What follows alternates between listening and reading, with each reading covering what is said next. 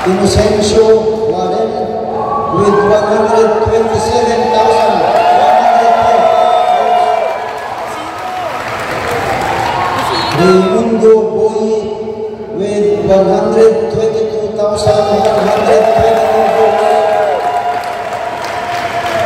And Emeritus Yusek Ryan with 97,707. And Coach Paul Sinoga, 71,000. Apat na bagong mukha ang opisyal ng makakasama sa ika-12 sangguniang panglungsod ng Pasig matapos ang landslide win ng Giting ng Pasig sa nakaraang halalan. Kabilang sa mga bagong halal, sina Warren Inocencio, Boy Raimundo, Ryan Enriquez at Paul Sinogat. Sila ang papalit sa mga bakanting pwestong iniwan ng ilang dating konsehal at ngayon ay inaasahang magdadala ng bagong pananaw at sigla sa paggawa ng lokal na batas. Makakatuwang nila ang 8 re-electionist councilors at ang vice-alkalde sa pagbabalangkas ng mga polisiya at panukala para sa kapakanan ng Pasigueño. Sa kanilang unang termino, inaasahan ang pagbibigay tuon sa pakikinig sa komunidad, pagsusulong sa mga makabuluhang ordinansa at aktibong partisipasyon sa mga komite ng sanggunian.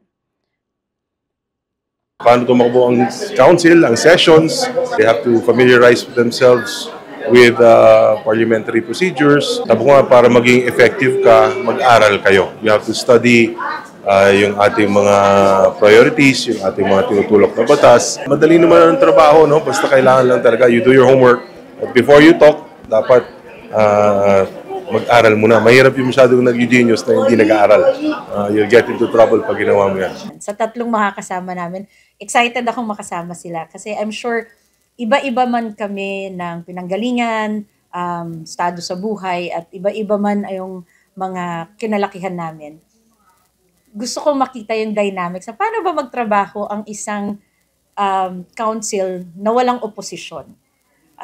Pero feeling ko it would be a healthy council kasi in spite of magkaka-team kami, alam ko meron din kaming pagkakaiba ng mga prinsipyo, mga iba't ibang pinaglalaban. I'm just being very honest but I am looking forward for a healthy discussion.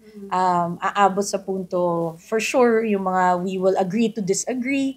Maraming man kaming agreement patungkol sa polisiya dahil sa patutunguhan ng 12 sanggunian, syempre with Vice Mayor tsaka kay Mayor Vico. Pero at the end of the day, bilang isang Pasigueño, bilang isang tao, gusto ko rin magkaroon ng mga healthy discussions. I look forward na makatrabaho, well, of course, si Yusek Ray dahil with his experience sa national na makukontribute niya dito. Of course, si Consi Boy na magpapatuloy ng mga programa ni Tita Cory, no? In that level, may continuity din dun sa magiging programa ni Tita Cory dito sa atin sa lungsod natin. No? Coach Paul, I mean, alam naman din natin yung mga contributions na nabigay na niya already. And si Boss Warren nga, having the experience of running his school, maganda rin yung mga mabibigay niyang inputs dahil I think magiging beneficial yun na makakuha talaga tayo ng inputs from someone who actually runs a school. Nandiyan na si Paul. So alam ko na magiging healthy lalo yung floor.